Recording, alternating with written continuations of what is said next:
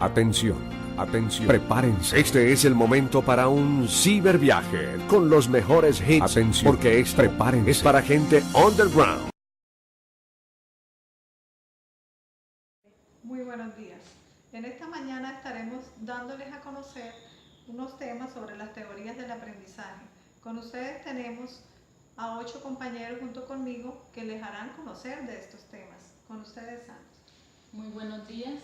En este día estaremos dando a conocer sobre las teorías del aprendizaje.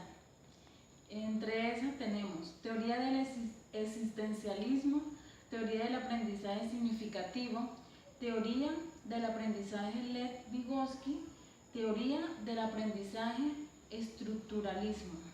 También tenemos las teorías del funcionalismo, teoría de las diferencias individuales, teoría del conexionalismo y teoría de la taxonomía. En esta mañana estaré dándoles a conocer un poco sobre la teoría existencialismo. Bueno, esta teoría es un movimiento filosófico que resalta el papel crucial de la existencia de la libertad y la elección individual. De esta misma manera, la libertad se convierte al individuo en un ser responsable de sus propios actos. Está claro que este movimiento de la filosofía destaca al ser humano individual como creador de su propia vivencia. Los existencialistas no creen que el individuo sea parte de un todo, sino que cada ser humano es una integridad libre por sí mismo. Sandri, y como ya conociste un poco sobre el existencialismo, cuéntame, ¿tú qué opinas sobre eso? Pues Julie, como lo dijo usted, esta misma libertad convierte al individuo en un ser humano responsable de sus actos. Dentro de la teoría del aprendizaje significativo con la que trabajó Ausubel es la siguiente: el conocimiento verdadero solo puede nacer cuando los nuevos contenidos tienen un significado a la luz de los conocimientos que ya se tienen. Es decir, que aprender significa que los nuevos aprendizajes conectan con los anteriores, no porque sean lo mismo, sino porque tienen que ver con estos, de un modo que se crea un nuevo significado. Por ejemplo, la memorización de las tablas de multiplicar es necesaria y formaría parte del aprendizaje mecanista.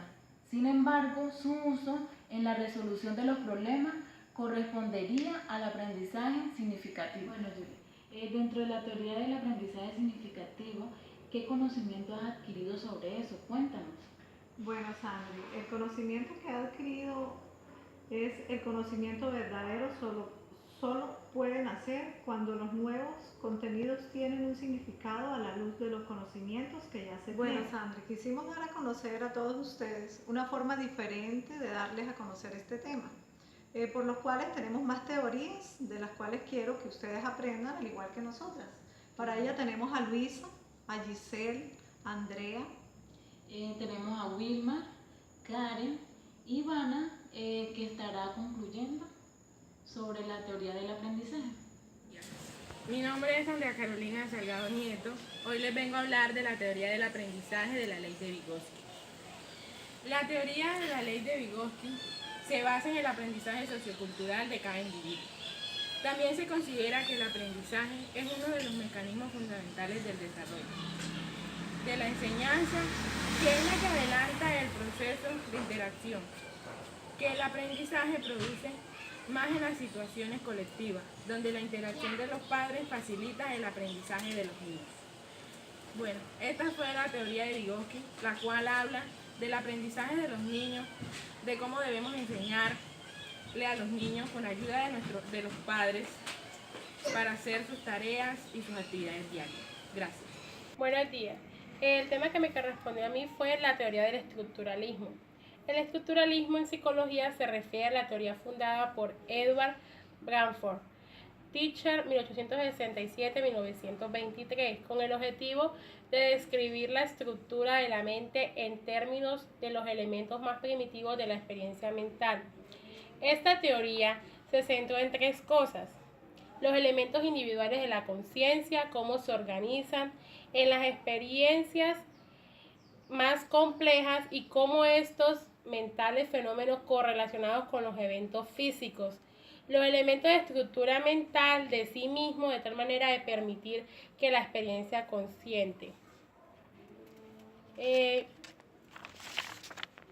Para estudiar la conciencia utilizaban como método la introspección, para describir detalladamente las sensaciones, emociones y pensamientos de las personas en determinadas situaciones. Titchener introdujo la medición y el experimento en esta disciplina, que hasta entonces había sido una rama de la filosofía.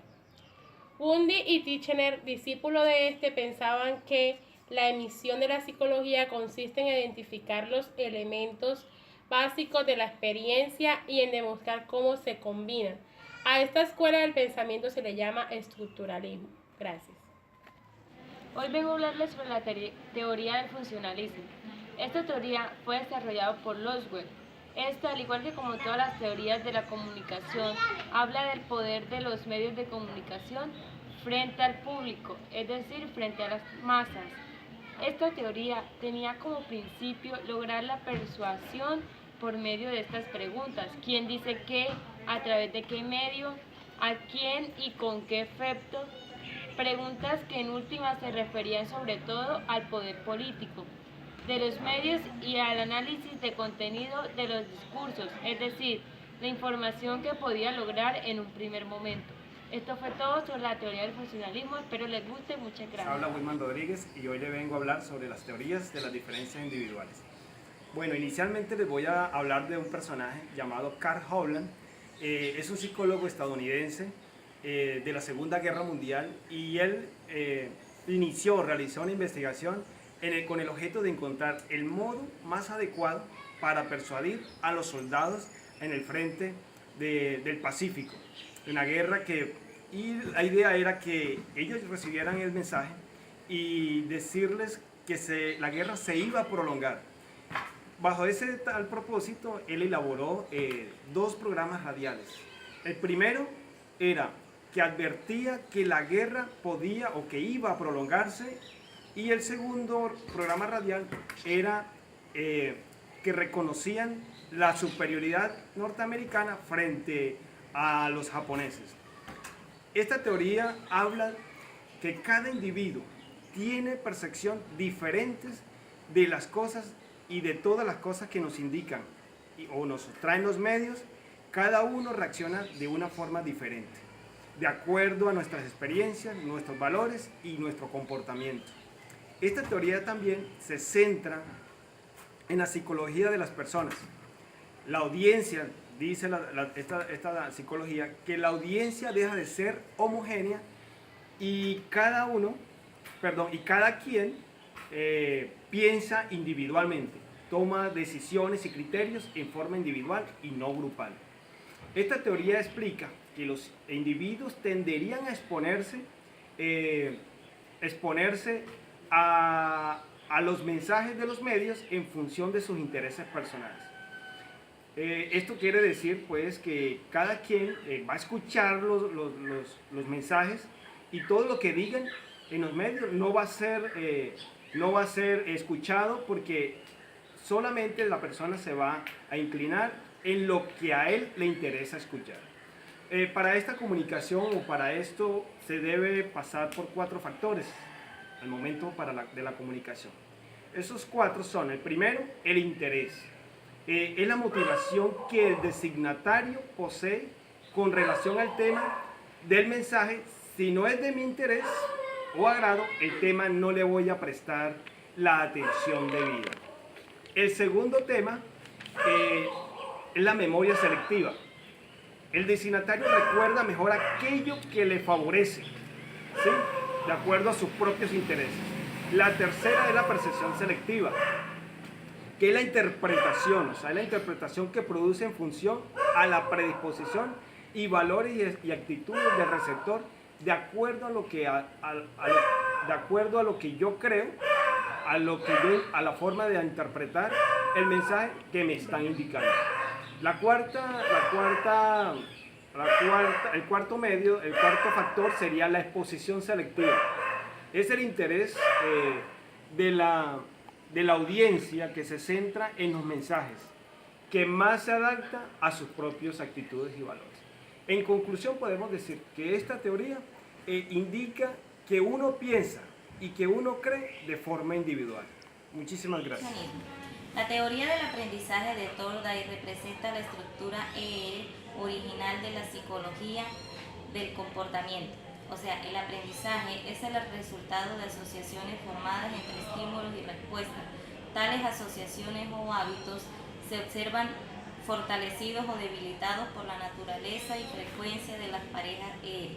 Este paradigma de la teoría estaba en el aprendizaje a partir de la prueba y el error, el cual las respuestas correctas vienen a imponerse sobre otras debido a gratificaciones. Dice que cuando una conexión entre un estímulo y una respuesta es recompensada, o sea que hay una retroalimentación positiva, la conexión se refuerza, y cuando es castigado, o sea que la retroalimentación es negativa, se debilita.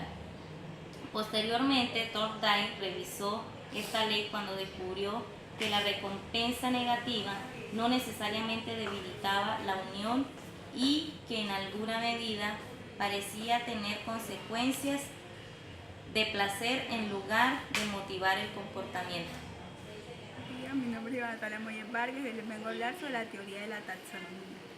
La taxonomía cognitiva de Benjamin Bloom se basa en la idea de que las operaciones cognitivas pueden clasificarse en 6 niveles de complejidad creciente. Lo que tiene de taxonómico esta teoría es que cada nivel depende de la capacidad del alumno para desempeñarse en el nivel o niveles precedentes. Por ejemplo, la capacidad de evaluar. El ser capaz de evaluar tiene que disponer de la información necesaria, comprender esa información, ser capaz de aplicarla, de analizarla, de sintetizarla y finalmente de evaluarla. La taxonomía no es un mero esquema de clasificación, sino un intento de ordenar jerárquicamente los procesos cognitivos. Gracias. Hasta aquí hemos dado a conocer todos los temas de la teoría del aprendizaje. Bueno, con ustedes esperamos que hayan aprendido y conocido sobre estos temas, los cuales fueron muy significativos para nosotros. Muchas gracias y hasta la próxima. Hasta la próxima.